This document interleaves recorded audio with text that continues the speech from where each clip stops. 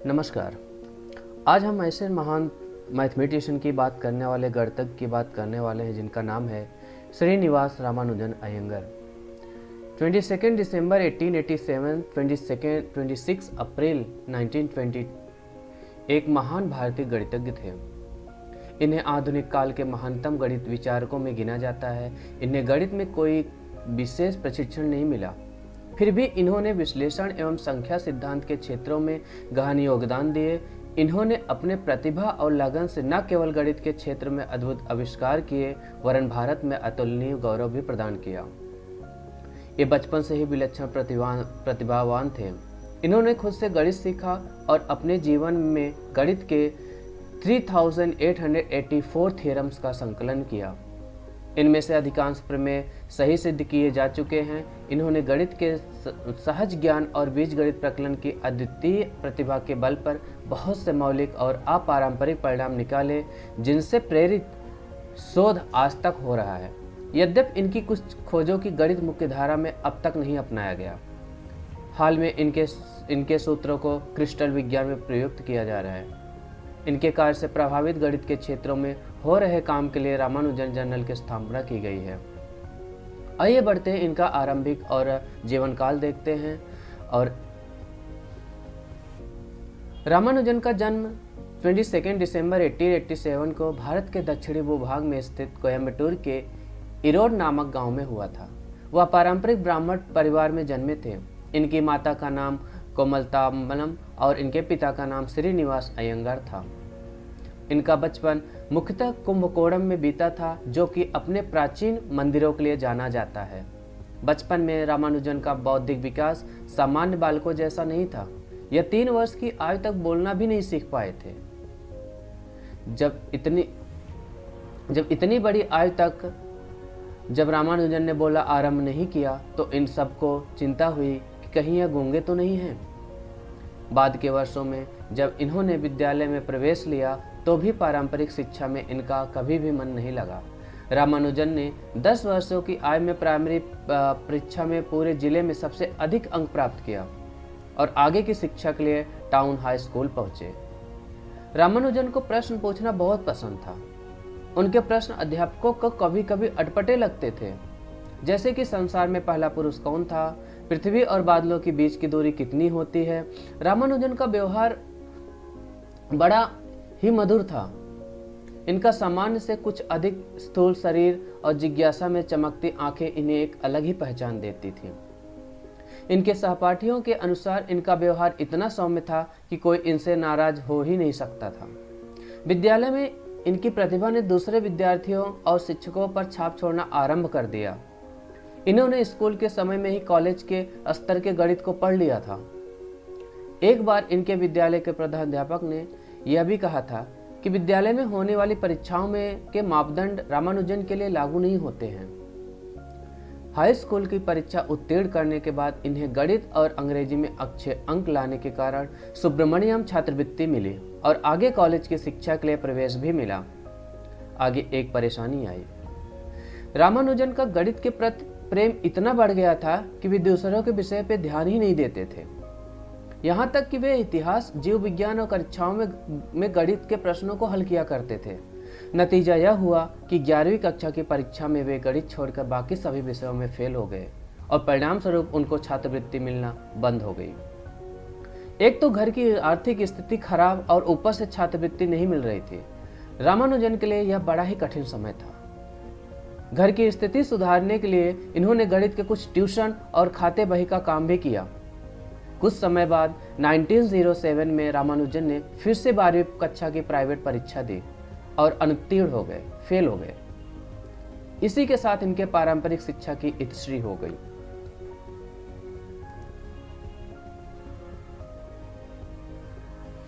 औपचारिक शिक्षा की समाप्ति और संघर्ष का समय।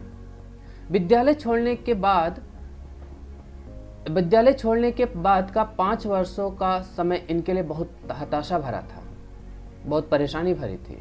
भारत के इस समय परतंत्रता की बेड़ियों में जकड़ा था, ब्रिटिश के अंडर में था।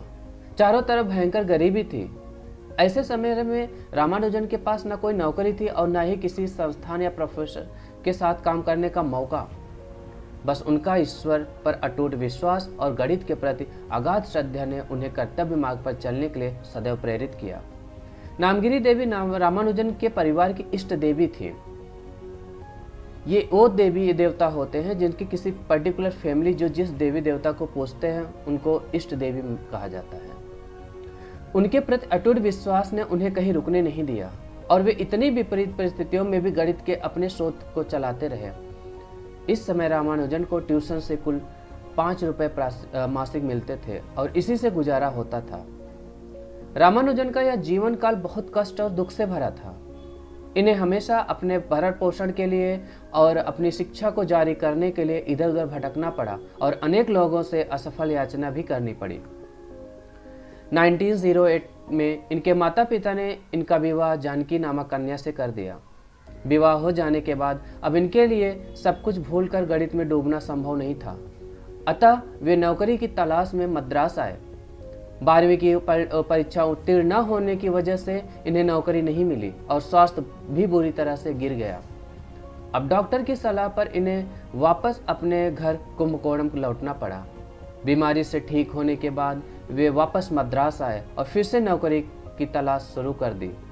जब भी किसी से मिलते तो उसे अपना एक रजिस्टर दिखाते थे। देखिए, यहाँ सबसे बड़ी खास बात है, जो अपना टैलेंट था वो उनको दिखाते थे कि हमारा टैलेंट इसी पर्टिकुलर सब्जेक्ट में है, हमारा टैलेंट सिर्फ गणित में है। इस रजिस्टर में जो भी वो फार्मूले लिखते थे, इस रजिस्टर में उसको नोट करते थे। इस रजिस्टर में उनके द्वारा गणित में किए गए सारे कार्य होते थे। इसी समय किसी के कहने पर रामानुजन वहाँ के deputy collector Shri V Ramaswamy Iyer से मिले। अय्यर गणित के बहुत बड़े विद्वान थे। यहाँ पर श्री अय्यर ने रामानुजन की प्रतिभा को पहचाना और जिलाधिकारी श्री रामचंद्र राव से कहकर इनके लिए मासिक 25 रुपए मासिक छात्रवृत्ति का प्रबंधन कर दिया। छात्रवृत्ति स्कॉलरशिप जिसको आज बोला जाता है। इस वृत्ति पर रामानुजन ने मद्रास में 1 साल रहते हुए अपना प्रथम शोध पत्र प्रकाशित किया। शोध पत्र का शीर्षक था बर्नौली संख्याओं के कुछ गुण, और यह शोध पत्र journal of Indian mathematical society में प्रकाशित हुआ। यहाँ 1 साल पूरे होने पर इन्होंने मद्रास पोर्ट ट्रस्ट में क्लर्क की नौकरी की। सौभाग्य से इस नौकरी में काम का बोझ कुछ ज़्यादा नहीं था और यहाँ उन्हें अपने गणित के लिए पर्याप्त समय मिलता था। यहाँ पर रामानुजन रात भर जागकर नए नए गणित के सूत्र लिखा करते थे और थोड़ी देर तक आराम करके फिर दफ्तर के लिए निकल जाते थे। रामानुजन गणित के शोधों को स्लेट पर लिखते थे और बाद मुझे एक रजिस्टर में लिख देते थे। रात को रामानुजन स्लेट और खड़िए की आवाज सुनकर परिवार के अन्य सदस्यों की नींद चौपट हो जाती थी। इस समय भारतीय और पश्चिमी रहन सहन में एक बड़ी दूरी थी, जिसको आज वेस्टर्न स्टाइल बोला जाता है। इस वजह से सामान्यतः भारतीयों को अंग्रेज वैज्ञानिकों के सामने अपने बातों को प्रस्तुत करने में काफी संकोच होता था। हम आपको इस तरीके से बताना चाहेंगे, ये ऐसा दौर था जिसको दुनिया में भारत का नामो निशान भी नहीं था। इधर स्थिति कुछ ऐसी थी कि बिना किसी अंग्रेज गणितज्ञ की सहायता के लिए शोध कार्य को आगे नहीं बढ़ाया जा सकता था। इस समय रामानुजन के पुराने शुभचिंतक इनके काम आए और इन लोगों ने रामानुजन द्वारा किए गए कार्यों को लंदन के प्रसिद्ध गणितज्ञों के पास भेजा, पर यहाँ उन्हें कुछ विशेष सहायता नहीं मिली। लेकिन एक लाभ यह हुआ कि लोग रामानुजन को थोड़ा बहुत जानने लगे थे।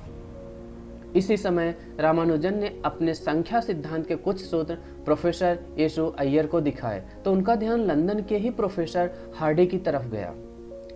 प्रोफेसर हार्डी उस समय के विश्व के प्रसिद्ध मैथमेटिशियन में से एक थे और अपने सख्त स्वभाव और अनुशासन प्रियता के कारण जाने जाते थे।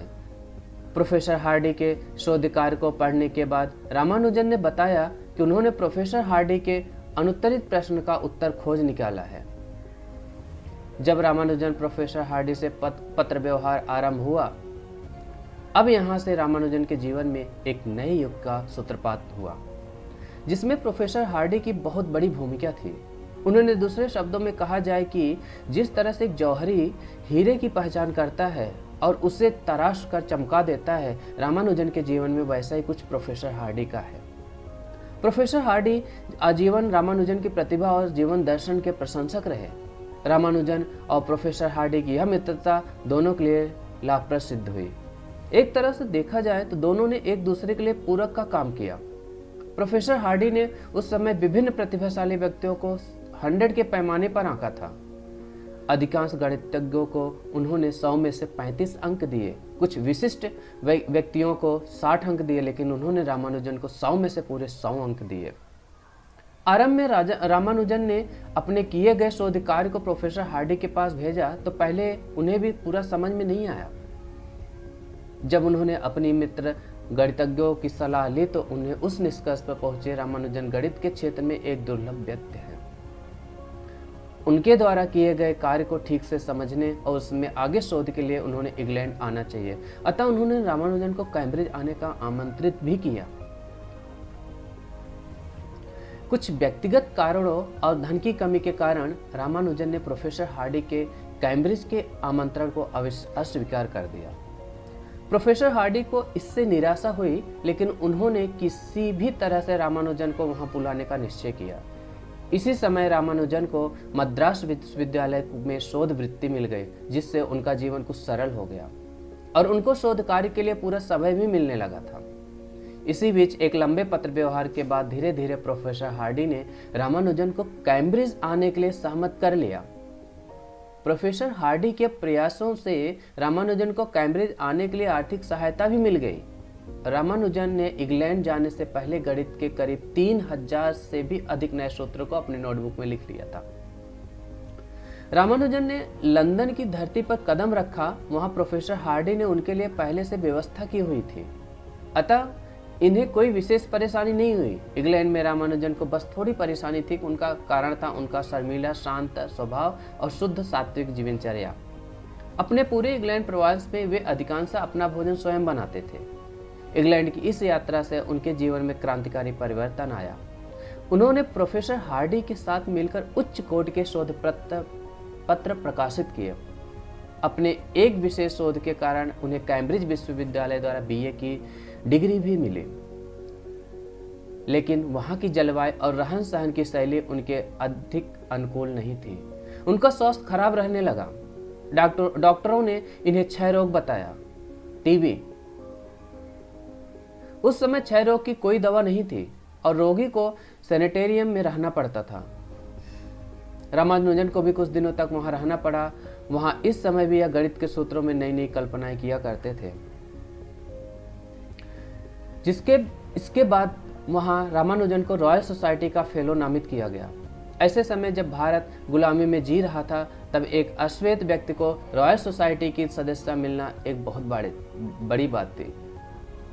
दोस्तों, हमने आपको बताया कि रॉयल सोसाइटी में नामांकन पाना और भारत को जानने के लिए उस दुनिया में भारत को नाम इतना नहीं था जितना आज है। रॉयल सोसाइटी के पूरे इतिहास में इनमें कम आयु का कोई सदस्य आज तक नहीं हुआ। पूरे भारत में उनके शुभचिंतकों ने उत्सव मनाया और सभाएं की। रॉयल सोसाइटी की सदस्य के बाद यह ट्रिनिटी कॉलेज के फेलोशिप पाने वाले पहले भारतीय भी बने। अब ऐसा लग रहा था कि सब कुछ बहुत अच्छी जगह पर जा रहा है, लेकिन रामानुजन का स्वास्थ्य गिरता जा रहा था। अंत में डॉक्टरों की सलाह पर उन्हें भारत लौटना पड़ा। भारत आने पर इन्हें मद्रास विश्वविद्यालय में प्रधान प्राध्यापक की नौकरी मिल गई और रामानुजन अध्यापन और शोध कार्य में पुनः रम गए। भारत लौटने पर भी स्वास्थ्य ने इनका साथ नहीं दिया और हालत गंभीर होती जा रही थी। इस बीमारी की दशा में इन्होंने मॉक थीटा फंक्शन एक उच्च स्तरीय शोध पत्र लिखा। रामानुजन द्वारा प्रतिपादित इस फलन का उपयोग गणित ही नहीं बल्कि चिकित्सा विज्ञान में कैंसर को समझने के लिए भी किया जाता है। इनका गिरता स्वास्थ्य इनके लिए चिंता का विषय बन गया और यहाँ तक कि अब डॉक्टरों ने भी जवाब दे दिया था। अंत में रामानुजन ने विदा की घड़ी आ गई।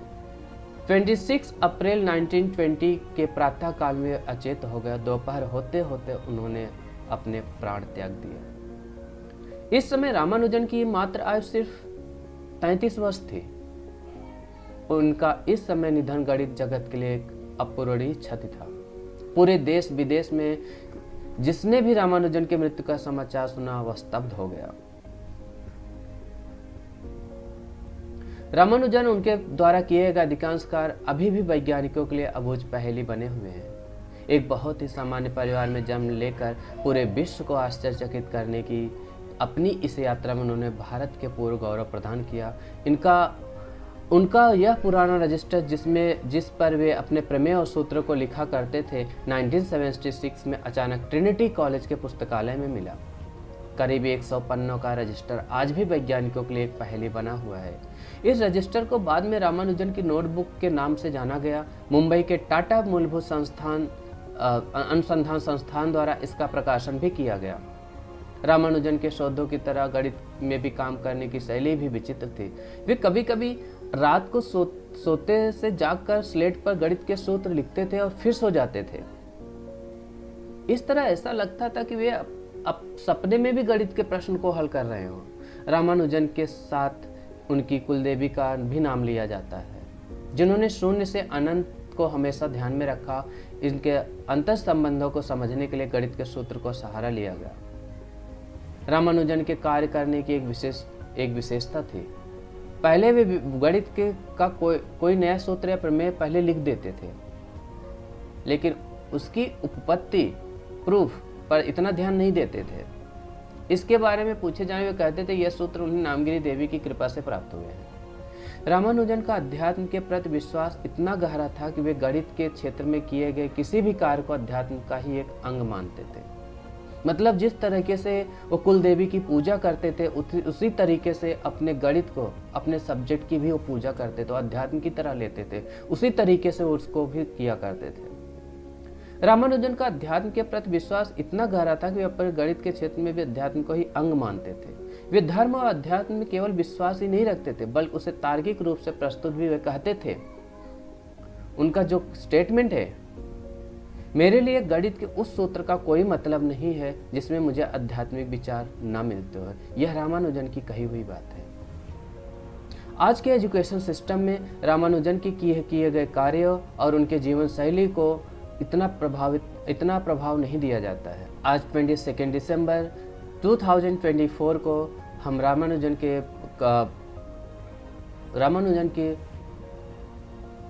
बर्थ एनिवर्सरी मनाया जाता है। पूरे भारत में 22 दिसंबर को रामानुजन की बर्थ एनिवर्सरी मनाया जाता है और इसे नाम दिया गया नेशनल मैथमेटिक्स डे। जय हिंद, जय भारत।